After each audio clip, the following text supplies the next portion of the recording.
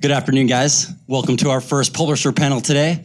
As Tyler said, my name is Gavin Bechtold. I'm part of the Ezoic publisher team. I'm joined with Jim Walczak, the founder and CEO of the FuntimesGuide.com, and Suds Carr, the president of AppleToolbox.com. So please join me in giving them a warm round of applause for joining us today. Thank you. Now, I also personally want to thank you guys. It's publishers like yourself and all the other publishers in the audience today that make events like these such a success. So thank you guys for coming. And it's fantastic that you're able to get up here and share your learnings and experiences with the rest of the online community. So we're really looking forward to this. Now, I wanted to start off with the hardest hitting questions first. What was your favorite part today about the Google lunch? Suds, I know you had some input on that. Those truffles, man, they were good stuff. I wish we had a glass of wine with that. The party would be already going on. Don't worry, the happy hour, I think, is an hour or two away. How about you, Jim? Whiskey truffles. Yeah. Whiskey truffles? Good choice. All right, well, in all seriousness, we do want to get a chance to get to know you guys a little bit better. So tell us a little bit about your journey as a publisher. How did you get started, and what has kept you going all these years, or a couple of years for you, Suds? You want me to go first? Okay. Well,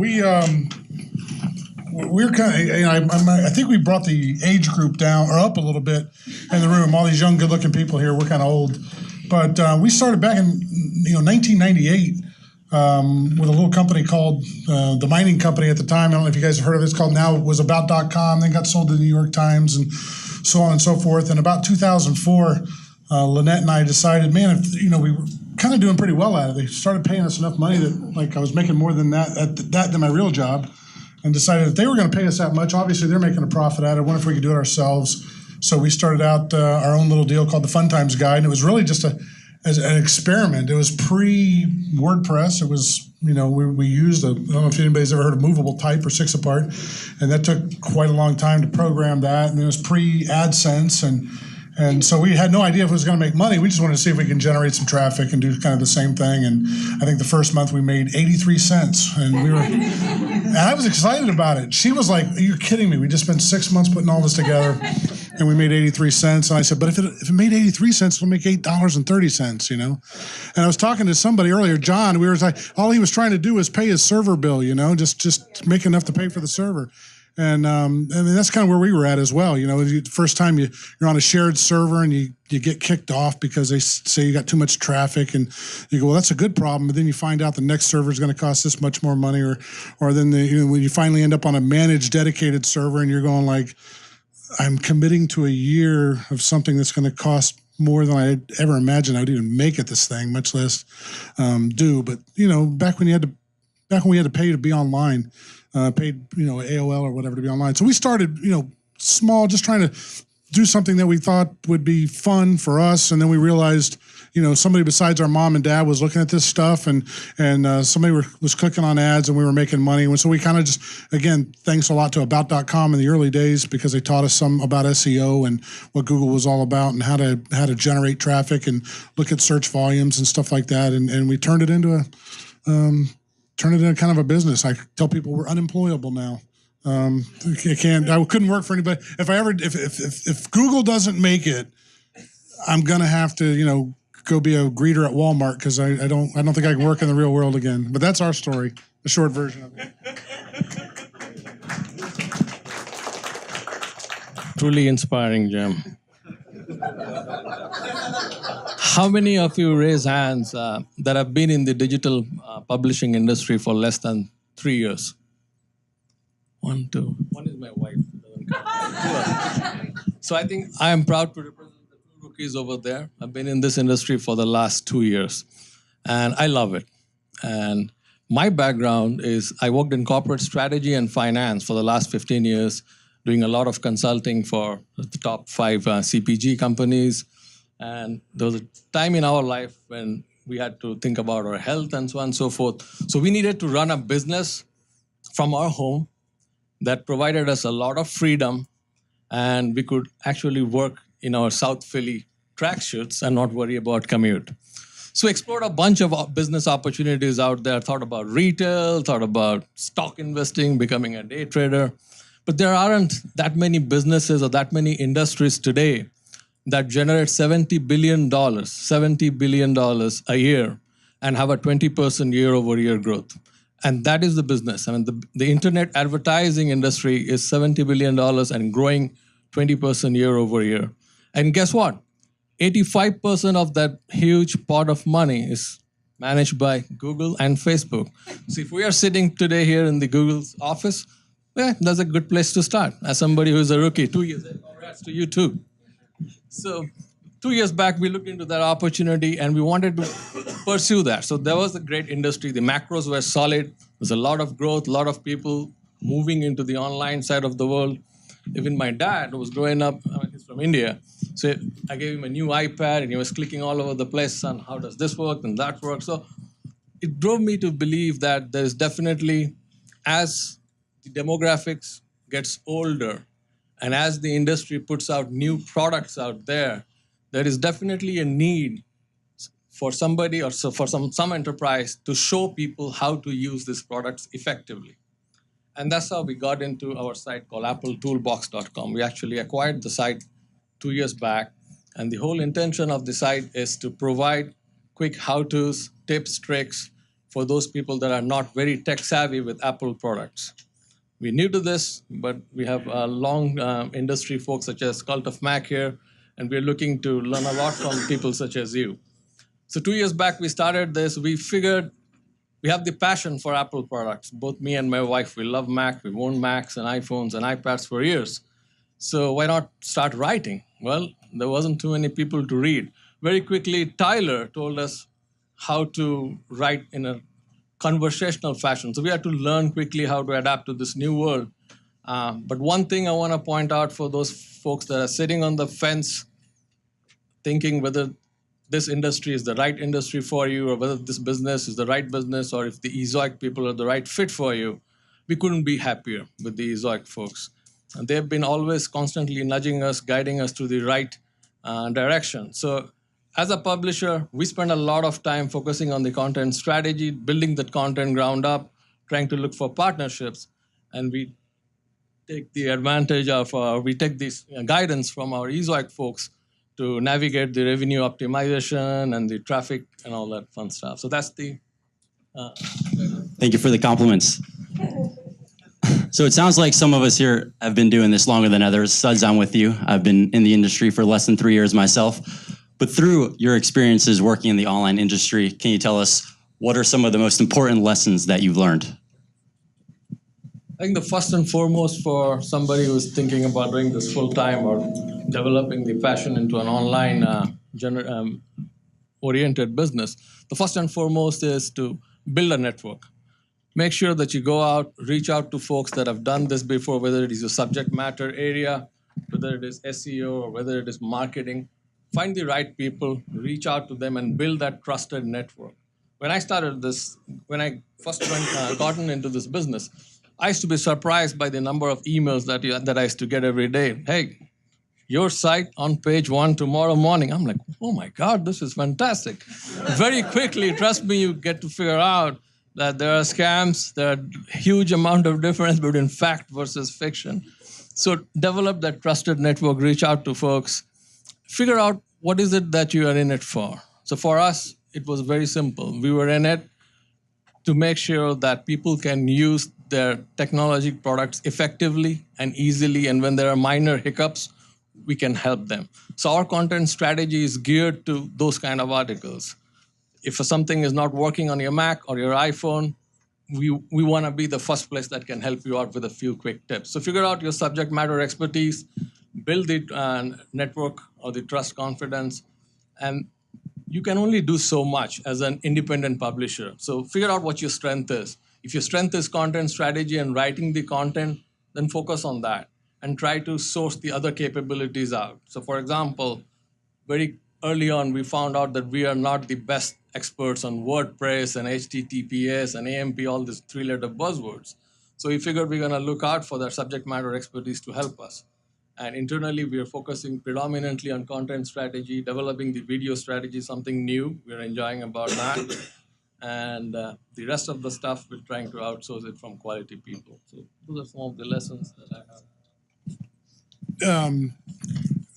That's one of the lessons we learned early on, and I think it's you think about if anybody's been blogging for a while, you remember the trend a while back to do the micro blogging, like take your Twitter feed and just make it your post, and we kind of learned from that. Not to jump on the bandwagon quick and early with everybody else, because once Google realized, we're penalizing for lack of content, that wasn't good. So our lesson learned was not to jump on the early, not to be not to be on the bleeding edge. I don't mind being on the cutting edge, but don't be so far on the bleeding edge that you're going to make mistakes. So we'd rather be a little late to the ball game on some of that stuff and learn from others.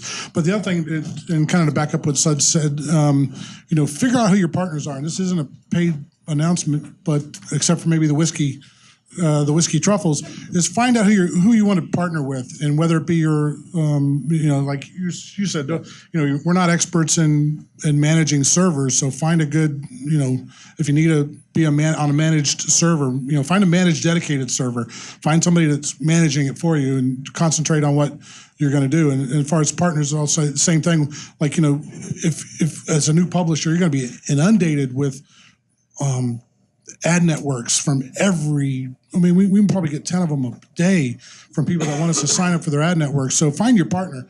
And I was just happy, to give Piper some props. That Piper found me and wouldn't let me go. She just kept bugging the crap out of me until I would return her email. But it turned out to be the best thing one of the best things that's ever happened to us is this partnership with Ezoic, because we can take some of the worry away from advertising and kind of let them, and all the help that we've gotten, not only from Tyler and John and Piper and now Jan, who's working with us. I would say, I kind of assuming we're all Ezoic partners here, and Gavin being the new guy to our team. But we're excited about that. So I'd say the biggest lesson you could learn is figure out, do more study on who you want for your partners, and stick to them, and use their resources to help you, whether it's Ezoic or your dedicated server or whoever. Great. So we've learned a little bit about you guys. We've learned some really important lessons. You both like whiskey truffles. Right. So now, kind of, what's next for you guys? What's on the future? What are your plans for the future? Plans for the future is, obviously the AI being the most important thing. We're kind of really concentrating on that. We've kind of bit off more than we can chew this year, which is, we went to HTTPS. We did AMP. We bit off all the AMP we wanted, and kind of we're figuring that out and getting better at it. But it's been a good tool. I think just to continue to get more in the mindset of the AI and how that's going to affect websites and how it's going to affect our users, and so that we can do more of the on-demand publishing as that becomes more and more not just the catchphrase, but again, trying not to be on the bleeding edge, but the cutting edge. I don't want to be so far out in the front that we find all the mistakes, but that's one of the things that we'll be concentrating on, and hope to learn from others' mistakes instead of just ours. Sure. Oh, this one works. Test? Yeah, it works. Thank you. Just wanted to check. So for us this year, we had a couple of milestones on mind. One of the first one was HTTPS. For the life of me, I couldn't figure out, why do I need to do that? I don't even ask anybody's credit card anywhere on the website. So what's the deal about security? That was my basic understanding. Like, why do you need to have HTTPS? So as a new publisher, as a rookie, I struggled with that quite a bit. But thanks to the Ezoic team, we went ahead and we finished the implementation very smoothly. So couldn't be much happier. That was the last week. Now that we are here in the conference, we're beginning to think about AMP. How do we go to AMP? Should we go to AMP? We want to hear some of your experiences. The third thing that I found is I've seen more and more headlines about where people are moving more towards video content. In fact, this morning while we were on the train here from Oakland, I could clearly see that most of the folks were pretty much either using Snapchats or their Instagram stories.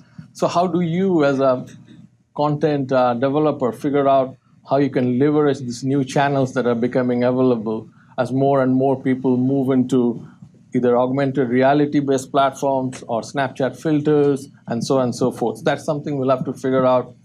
We've started experimenting with YouTube this year. Yippee! And happy to report that like we only did like 16 to 18 videos, but we've already have like 1 million plus views in a matter of 3 or 4, 6 months or so. So definitely one area that where we are trying to learn more, and we'll figure out with Tyler's help and Piper's guidance how we go about building that up. So that's the short end of the plans here. These are all great points you guys are bringing up. Now, for the age-old question, what do you think is the biggest risk to your business, and what are you doing about it today? Want to take that? So when I started with this industry and talked to a few friends and colleagues, one of the things that was that, hey, you're running predominantly of ads. And what happens if ad blockers come into play? And I think there was a question that was raised earlier on. And as somebody with corporate strategy experience, I looked at that problem. And what I found, and this is based on Mary Meeker's Internet Report, a famous report that is published every year, there are about 300 to 400 million users worldwide that use ad blockers on their mobile devices.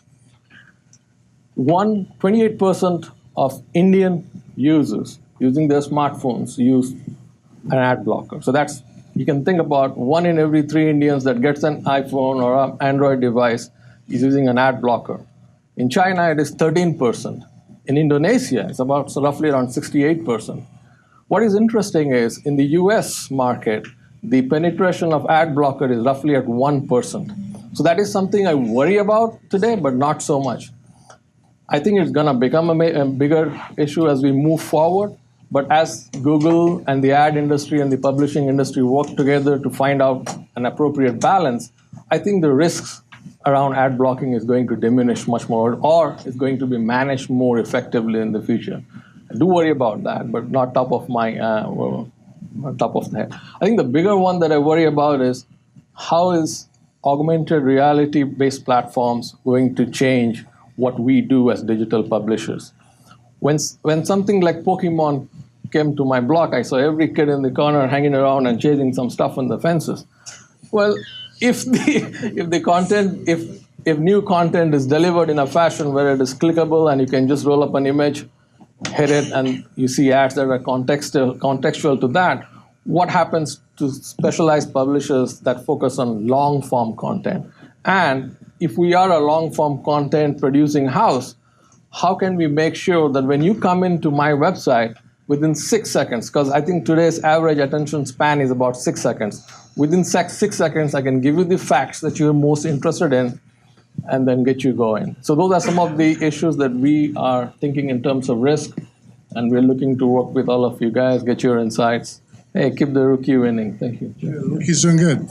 A million page views or million video views, that's awesome. Biggest risk, I hate to, it's like I have a love-or-hate relationship with Google. I mean, we love Google, and my name's Gavin. If I've said it, whoa. My website, some of his website.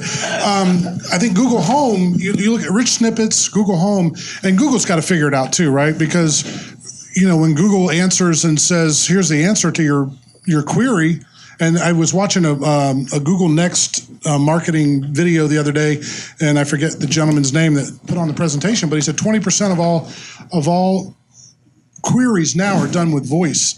And so you look at that and say, it wasn't that long ago when we looked at it and said that, we used to laugh at, oh man, on my mobile traffic's up to 20%. Well, now, let's flip the lid, right? And say like, we see 80% of our traffic in mobile. And so it happened relatively quickly. So if Google already sees that, queries are being done with voice at 20% today, it's not going to be long before it's, 60, 70, 80%. And then what's, Google Home or Alexa or your phone is going to answer that query. How do I, as a publisher, monetize that? But I mean, Google's got the same problem, right? How are they going to monetize that? Because if they're just answering the question, how are they going to make money? So I think the challenge that we all have is, it's going to be a different landscape than I think that we're used to today, and we're just going to have to figure it out with Google and follow what they do and kind of run with it fast and hard, because that's how we're all going to have to make money. We're going to have to figure out how to monetize voice, and for a long-term, people that publish written words and rich snippets, just giving away the answer. It's like, how do I stay relevant with my advertiser, right? So that they want to advertise on our site and look at that traffic. But it's not, like I said, that problem's not unique to us. It's Google's got to figure it out as well. Yeah, so you guys both kind of touched on this in your last question, but there's a lot of different tools and technologies out there today. So other than using Ezoic, how do you manage all these different facets of online publishing? How do we manage it? Am I starting with this one? How do you manage that? It's pretty difficult. I mean, we're a small company, small staff, and we try to, weed out some of the stuff that just doesn't make sense. I mean, I know some people that really rely on Facebook and some of the social networks and stuff like that. We've had, I guess one side I can knock on wood and say thank our lucky stars that we haven't had to rely on Facebook traffic for our success. Most of it's organic. Pinterest has done pretty well for us lately as far as referrals, but outside of some of the tools that are out there like SEMrush or Moz, we've been kind of playing with somewhat, but it's just hard for a small staff. I mean, we try to manage as little as possible, really. We try to manage what we can control, and that's our content. And so we try to make sure, we still like to think that content is, everybody says content's king, and I'm stealing somebody's phrase from a conference a few years ago, but content is Kong. It's as long as we feel like if we can produce quality content that people care about, then we'll stay relevant. And if we don't, then we won't be. And we kind of let social networks find us. And I know that's probably back-asswards, to what people would do. But we're too frustrated with I call it, do this in your analytics, right? One time, look at your analytics one time and say, okay, Facebook, I boosted a post, right? I got 57 likes on Facebook.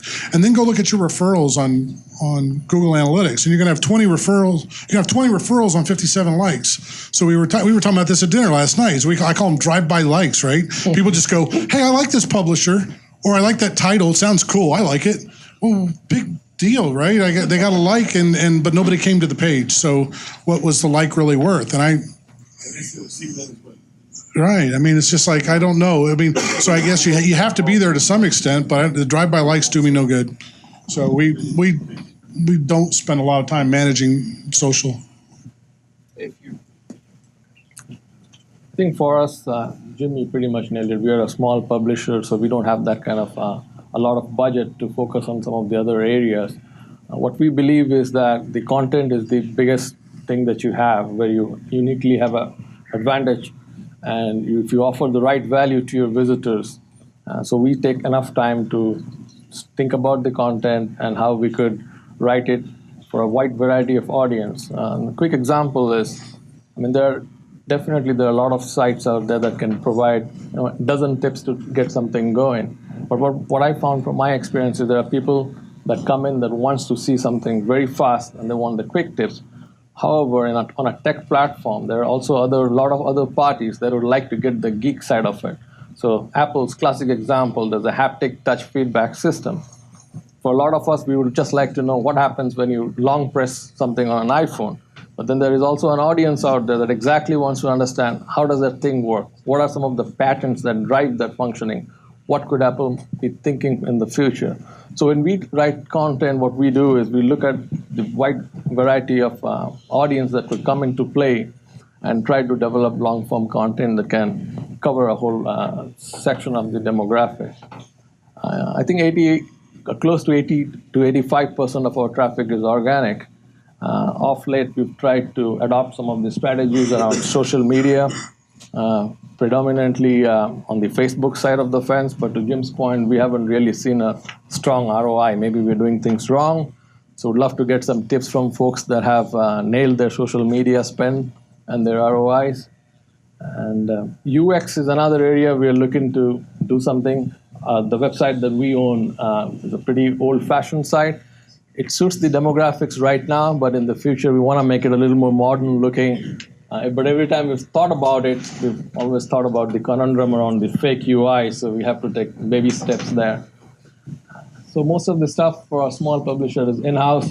The technical stuff is outsourced, the WordPress and stuff, and the revenue optimization is like very useful. Thank you. Well, we're starting to run a little bit short on time here, so I'm going to jump ahead to the last question. If you guys could summarize, what advice would you give to publishers based on... There we go. What advice would you give to publishers based on your most recent experiences in the space, or someone starting new in the industry? 2 years. You're new, yeah. New in the industry. I'd say don't give up. I'm from Nashville, Tennessee. So we listen to some country music, and we were talking about it earlier. You don't have to be a country music fan to live in Nashville, but it doesn't hurt. But there was a lyric that I heard on the way here, on our way to the airport, that made a lot of sense to me, and it kind of reminded me of the internet, or what Lynette and I talk about all the time. Is one of the lyrics in the song said, "Don't chase the money, chase the dream." And I think that's what Lynette and I have always done. We have this joke, there's some song we listen to all the time about living the dream or whatever. But for us, when we decided to become an online publisher, was always about, we wanted to do what we were passionate about. And that's all we didn't care if, at the beginning, we didn't care if anybody came and looked at it. We figured it was for our mom and dad and our brothers and sisters to come look at it. And so we were really just chasing a dream, right? Or chasing something that we were passionate about. We wanted to be passion-based. And so we never really chased the money. And I think what happens to a lot of people in the early days of publishing, they're always, because you want to make a living out of it. And I get it. We all get it. We all want to do this as a living. But if you chase it just for the money, you're probably going to end up chasing the wrong rabbits and chasing the wrong ideas. And it might have a short-term bump for money, but I think you're going to end up hurting yourself in the long run. So I'd say, we were talking about this at dinner last night as well.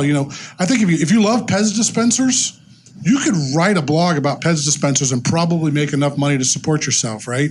But you better know everything there is to know about Pez dispensers, and you better love it, because people will see through it. So my advice would be to chase the dream, not the money. The money will find you. It's not that you can't make money in this business. You definitely can make money in this business, but you got to be chasing the dream or chasing the passion, not the money. That's what I got. I want to share a small story here in a couple of minutes. About 20 years back, I moved from India to US. And I remember very vividly, there was a large difference in infrastructure between, obviously, the two countries. Back home, when you're in a public airport space and so on and so forth, and you want to drink some water, there are those machines that look like water cooler, but you'll have to bend and either drink from your palm, or you take a plastic cup and you drink water from there. So when I ended up in US, I remember very vividly on the first summer, it was summertime in New York City. I ended up in New York Airport, and I was like, fantastic country, but how do I drink some water? And there's this machine, I can clearly see there are folks that are walking by this little machine attached to the wall, and they're stooping, and water comes up, and they drink, and I'm like, this is fantastic. Brand new experience, right? So I stoop down, no water. I'm like, what the heck's going on, right? So eventually, what happened was, there was this little girl with a mom that was standing in the corridor, and she kept looking at me, and she was like, and she walked by, and then she showed me, hey, you got to press this thing, and then water comes out from this machine. I'm like, fantastic, I saved my money. And years later, me and some of our friends that had similar migrant experiences, when we talk about it, I used to think about it, and I think in life, when it comes to success, it's basically threefold strategy. That's something that I have adopted personally. The first is you got to step up.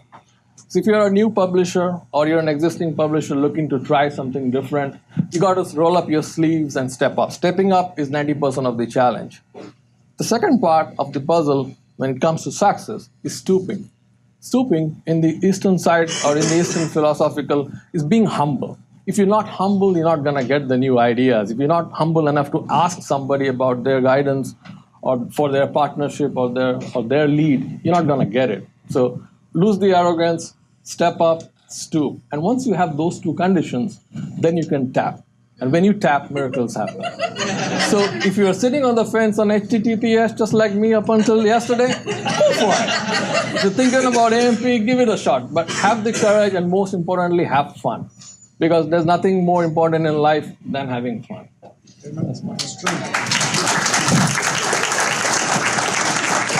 Thank you so much, Suds, Jim. Thanks for the insights. I'm sure if you guys want to ask questions to them later, you can convince them with a cocktail. But until then, yeah, truffle.